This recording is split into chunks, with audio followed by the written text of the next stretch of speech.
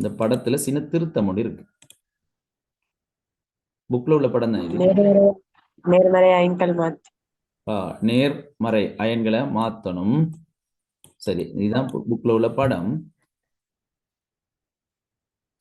சரி, இதுல வர இது ஒரு ரோல் பெரல் மாதிரி இருந்துச்சுன்னா இப்ப இப்படி பெரல் மாதிரி இருக்கு, இப்படி ஒரு அமைப்பு. சரியா, நெட்ல பார்த்தவங்களுக்கு விளங்கும். சரியா, அப்ப இப்படி பெரல் மாதிரி இருக்கிறதுல பாருங்க, இங்க மறை குறிக்கப்பட்டு உருளை உருளை வடிவ உருக்கு கதோட். உருளை வடிவ உருக்கு கதோட். கதோட் என்பது நேர் மறையா மின் பகுப்புல மறை மறை. மறை சரி, மின் களத்தில் கத்தானே. கத்தானேடா கதோட்டு தாழ்த்தல் நேர். ஆனால் மின் பகுப்புன்னு வரும்போது அந்த நே என்பது மாறும், மறையாகும். சரியா, அப்ப உருளையுடைய உருக்கு கதோட் என்பது இந்த இடத்துல மறைன்னு மாத்திக்கொள்ளும். உருளையுடைய உருக்கு கதோட் மறை. இங்கால சரி, இங்கால பக்கம் சரி மறை. இங்கால கார்பன் அனோட் நேர், அது சரி. இப்ப நீங்க இந்த இந்த பக்கத்தை மட்டும்தான் நேரம் மறையா மாத்தணும். சரி, அப்ப அனோட்டுக்கும் கதோட்டுக்கும் இடையில உருளை வடிவ உருக்கு கம்பி வலை காணப்படுது. உருக்கு கம்பி வலையே காணப்படுது. சொல்லுங்க பாபு, உருக்கு கம்பி வலை ஏன் காணப்படுது?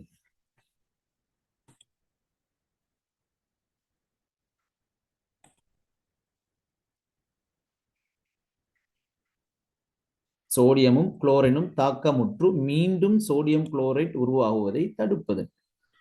சரியா, சோடியம் பிரதான விளைவான சோடியமும் பக்க விளைவு பொருளான குளோரினும் திரும்ப தாக்கமுற்று திரும்ப சோடியம் குளோரைட் உருவாகி கொண்டிருக்குமாக இருந்தால் இந்த பரிசோதனையில இந்த அமைப்புல எந்த விளைவும் கிடைக்காது. திரும்ப மூலப்பொருளையே தொடர்ச்சியாக இருந்து கொண்டிருக்கும். தொடர்ச்சியாக மூலப்பொருளே இருந்து கொண்டிருக்காம சோடியமும் குளோரினும் தாக்கமுற்று மீண்டும் NaCl உருவாகுவதை தடுப்பதற்காகத்தான் அனோட்டும் கதோட்டும் உருக்கு கம்பி வலையினால் பிரிக்கப்பட்டிருக்கும். இதெல்லாம் கேள்வி இருக்குன்னு நினைக்கிறேன். பாப்போம். இக்களம் எவ்வாறு அழைக்கப்படும்? டவுனிங் களம். சரிதானே? இக்களம் மூலம் எம்மூலகத்தை பிரித்தெடுக்க பயன்படுகிறது சோடியம். கல்சியம் குளோரைடு சேர்ப்பதனால் கிடைக்கும் அனுகூலம் என்ன? கலவையின் ஒரு 600 பாகை செல்சியஸ் NaCl உருகுநிலை 840 பாகை செல்சியஸ். கல்சியம் குளோரைட் சேர்ப்பதனால 600 பாகை செல்சியஸினால் உருகுநிலை குறைக்கப்படுது. ஆகவே அதற்கான விடை NaCl கலவையின் உருகுநிலையை குறைப்பதற்கு. சரியா, NaCl கலவையின் உருகுநிலையை குறைப்பதற்கு. சரி, டைப் பண்ணி அனுப்பியிருக்கீங்க அனிகா. சரி, கலவையின் உருகுநிலையை 800 பாகை செல்சியஸ் 600 பாகை செல்சியஸ் வரை குறைப்பதற்குத்தான், அதாவது கல்சியம் குளோரைட்டு சேர்க்கப்படும். சரி, அப்ப அடுத்த கேள்வி, அனோட் கதோட்டில் நடைபெறும் அயன் தாக்கங்களை தருக. அப்ப அயன் தாக்கம்டா அரை தாக்கம்னு சொல்லலாம். அரை தாக்கங்கள். இங்க காணப்படும் அயன்கள் என்னன்னு சொல்லுவோம். இந்த கரைசல்ல காணப்படும் அயன்கள் அது தெரிஞ்சா உங்களுக்கு எந்த வகையான தாக்கத்தையும் எழுதலாம். அயன்கள் உருகிய சோடியம் குளோரைட்டு சேர்க்கப்படும். உருகிய சோடியம் குளோரைட்னால் அங்க நீர் எதுவுமே இல்லை. சரியா, அங்க நீர் எதுவும் இல்லை. ஆகவே நீர்க்கரைசல் இல்லாட்டி H+OH- எதுவுமே இல்லை. ஆகவே Na+Cl- மாத்திரம் தான் காணப்படுது. இங்க காணப்படும் கரைசல்கள் Na+ம் Cl- மாத்திரம்.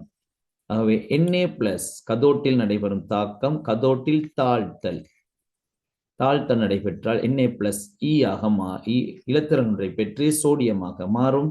அது கதோட்டில் நடைபெறும் தாக்கம். திரும்ப மறை அயனாக Cl- காணப்படும். Cl- Cl2 ஆக மாறும். அது அனோட்டில் நடைபெறும் தாக்கம். சரியா பிள்ளைகள்? அனோட்டில் நடைபெறும் தாக்கம், கதோட்டில் நடைபெறும் தாக்கம். அந்த தாக்கத்தை நீங்க எழுதிக்கொண்டீங்கன்னா சரி. தேரிய மின் பகுப்பு தாக்கம் கேட்டால் சோடியத்துல இங்க ஒரு இலத்திரன் இருக்கு, இங்க Cl2ல 2 இலத்திரன் இருக்கு. ஆகவே முதலாவது சமன்பாட்டை நாங்க 2ஆல பெருக்கி அப்ப என்றால் இங்க 2 இலத்திரன் உருவாகும். ஆகவே 2 இலத்திரனும் இந்த 2 இலத்திரன் அப்பதான் எங்களுக்கு நீக்கப்படும், வெட்டப்படும். ஆகவே 2 Na பிளஸ் உருவாகும், 2ஆல பெருக்கினால் இங்க ஒரு Na 2 Na ஆகும். இங்க 2 Cl மைனஸ் எந்த மாற்றமும் வராது, ஆகவே இங்க 2 Cl மைனஸ், ஆகவே இங்க Cl2 இங்க Cl2 ஆகவே வரும்.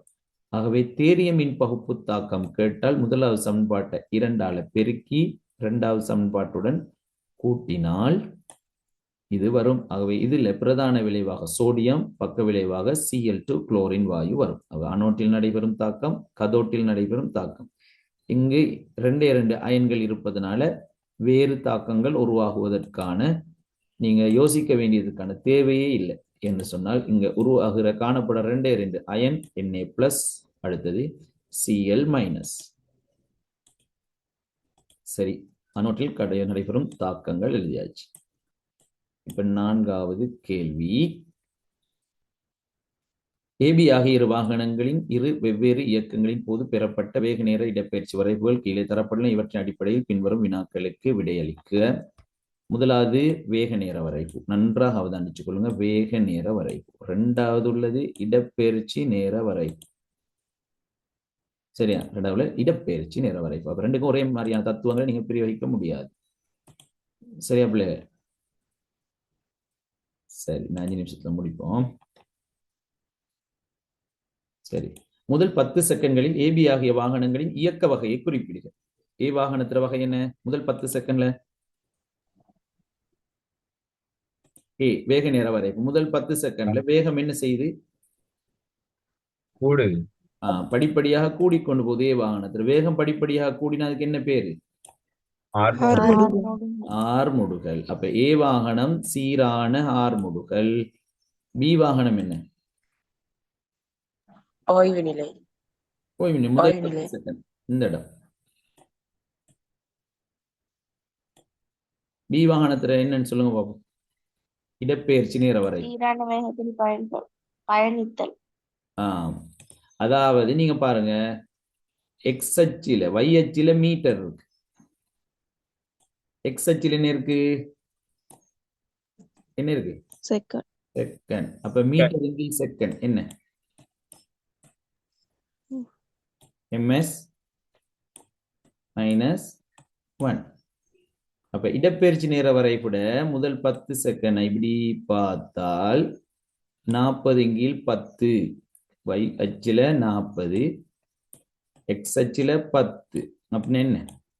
40 கீழ் 10 4. 4 என்னது? அது 4 ms -1. ஆகவே சீரான வேகம். அப்ப A இல சீரான ஆர்முடுகள், B இல் சீரான வேகம். சரியா? A இல் சீரான ஆர்முடுகள், B இல் சீரான வேகம். முதல் 10 செகண்டில். சரி, சந்தேகம் இருந்தா கேளுங்க. அடுத்தது ஏபி ஆகிய வாகனங்கள் இயங்கிய மொத்த தூரங்களை கணிக்க. சரி, கணிச்சு சொல்லுங்க பாப்போம். ஏயில் பகுதி பகுதியாக காணலாம், சரிவகத்தின் மொத்த பரப்பளவையும் காணலாம், அல்லது பகுதி பகுதியாகவும் காணலாம். மொத்தம் எத்தனை வருது? ஏயில்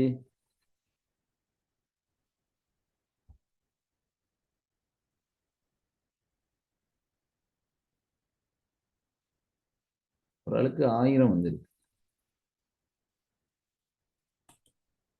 இயங்கிய மொத்த தூரம். சரி, இப்ப சரிவகம்க்கு எடுத்தால் சமாந்தர பக்கங்களின் கூட்டுத்தொகை இங்கால 40. சாரி, முதலாவது அறத்தர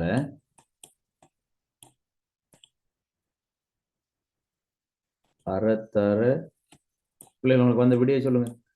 இங்கால 40 சக மேல் பகுதியில் எத்தனை இருக்கு? இங்க 10ல இருந்து 20க்குண்டா 10. 10 சமாந்தர பக்கங்களின் கூட்டுத்தொகை தர செங்குத்து உயரம் எத்தனை? 40. விடையை சொல்லுங்க.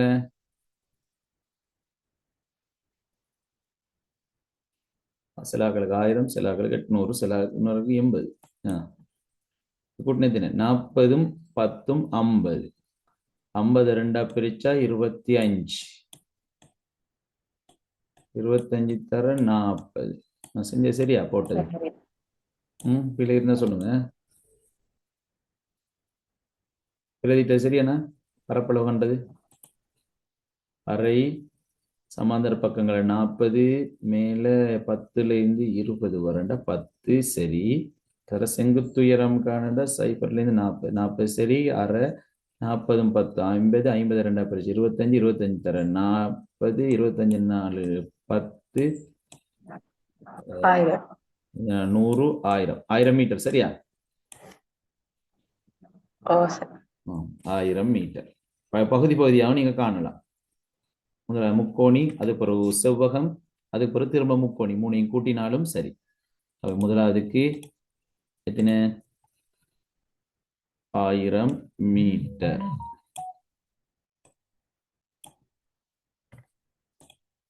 சரி, ரெண்டாவது காணுங்க பார்ப்போம். அப்ப முதலாவதுக்கு 1000 மீட்டர். அரைத்தர அடித்தர செங்குத்து உயரத்துல 200, திரும்ப நீளம் தர அகலம் இப்படி கண்டா எப்படியோ மொத்தம் 1000 மீட்டர் வரும். பகுதி பகுதியா காணலாம். ரெண்டாவதுக்கு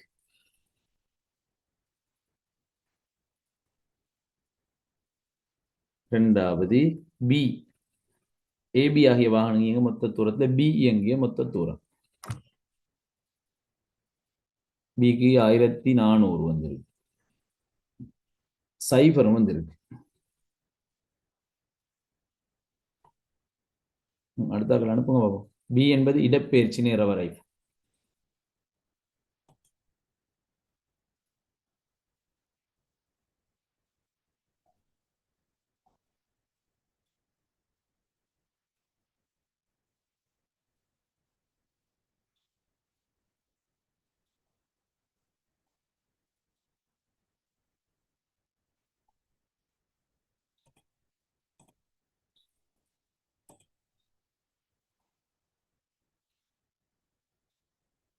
பிக்கு 80 சரி.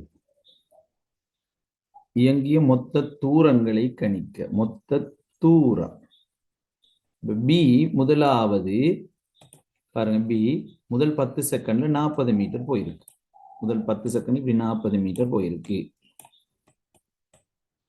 சரியா? 10 செகண்ட். இப்ப 10வது செகண்ட்ல இருந்து 20வது செகண்ட் வரையும் 40லயே தான் இருக்கு பாருங்க. 10வது செகண்ட்ல இருந்து 20வது செகண்ட் ஆகும் வரை 40 இடப்பெயர் 40 மீட்டர்லயே நிக்குது. அவங்க எத்தனை 10 செகண்ட் ஓய்வுல உள்ளது. 10 செகண்ட் ஓய்வில் உள்ள 10 செகண்டில் 40 மீட்டர் சென்று 10 தொடக்கம் 20 செகண்ட் வரையும் 40 மீட்டராகவே இருக்குமாக இருந்தால் ஓய்வில் உள்ளது. திரும்ப 20வது செகண்ட்ல இருந்து இந்த 20வது செகண்ட்ல இருந்து 40வது செகண்ட் வரை இந்த ஆரம்ப நிலை பூஜ்ஜியத்துக்கு வருகிறது. பூஜ்ஜியத்துக்கு வருதுன்னு என்ன அர்த்தம்? திரும்ப அப்படி திரும்பி ஆரம்ப இடத்துக்கு வந்துட்டு அது எத்தனை செகண்ட் நடக்குது? 20 தொடக்கம் 40 செகண்ட்ல நடக்குது. அப்ப 20 தொடக்கம் 40 செகண்ட் நடக்குமா இருந்தால் அப்ப திரும்ப ஆரம்ப இடத்துக்கு வரணுமாக இருந்தால் எவ்வளவு தூரம் வரணும்? 40 மீட்டர் வரணும். ஆகவே மொத்த தூரங்களை கணிக்க என்று கேட்பதனால பியின் தூரம் எத்தனை? 40 40 40 40 80 மீட்டர். இடப்பெயர்ச்சின்னு கேட்டால் 0. இடப்பெயர்ச்சிங்க கேட்கையில மொத்த தூரம் கேட்டதுனால 80 மீட்டர் சரியா? 40 40 80 மீட்டர். பிள்ளைங்க பிள்ளைகள் டவுட் இருந்தா கேளுங்க. ஹமூத் சரியா? ஒரு விடையும் காணல.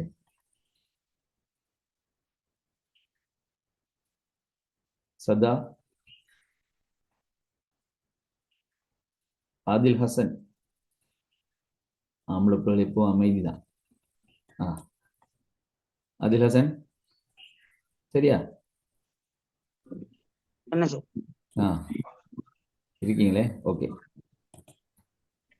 இப்ப 80 1000 சரிதானே? ஹமூத் சரி.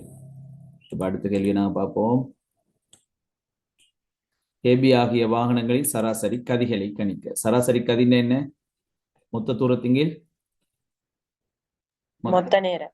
மொத்த தூரத்தின் மொத்த நேரம். அப்ப ஏ வாகனம் சென்ற மொத்த தூரம் 1000. மொத்த நேரம் எவ்வளவு எடுத்திருக்கு? 40. 40. 1000 40ஆல பிரிச்சா சரி. 1000 இருபத்தஞ்சு 40ஆல பிரிச்சா எத்தனை? இருபத்தஞ்சு அப்ப ஏ வாகனத்தின் சராசரி கரி 25 ms - 1. பி வாகனத்துல மொத்த தூரம் 80, நேரம் இது எத்தனை? 40.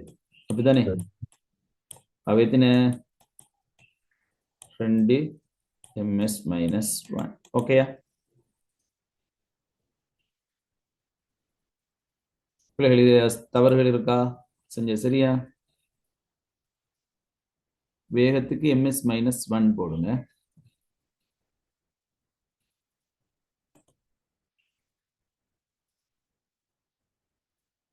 சரிதானே?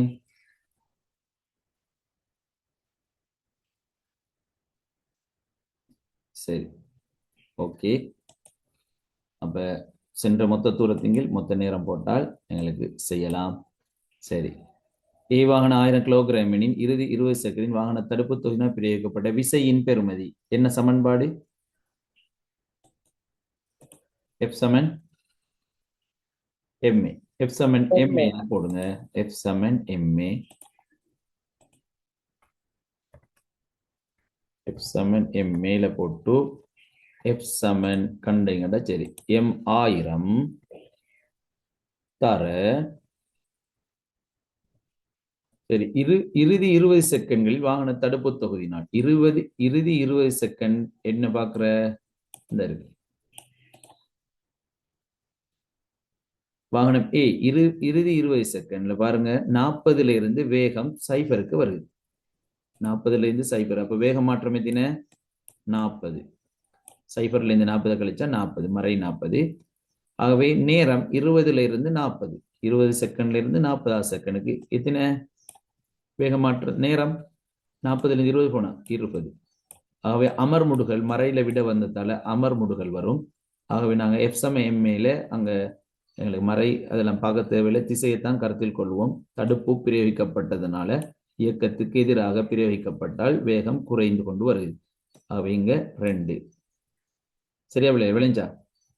அப்ப இங்க 40 இங்க 0, 40ல 0 போனா 40. சரி, ஓகே. 40 நேரம் 20ல இருந்து 40 செகண்டா 20 செகண்ட். ஆகவே 2 ஆர்முடுகள், அதாவது அமர்முடுகள் 2. ஆகவே நாங்க இந்த கேள்வியில F சமன் MAல செய்வதனால 1000 தர 2 போட்டால் அங்க என்ன வரும்? 2000 நியூட்டன். 2000 நியூட்டன். சரியா? விசையின் பெறுமதி யாது? ஓகே பிள்ளைகள்? சரி, அவை நாங்கள் அடுத்த கேள்வியில அடுத்த கிளாஸ்ல செய்வோம். இத்தோட கிளாஸை நிறைவு செய்து கொள்கிறேன்.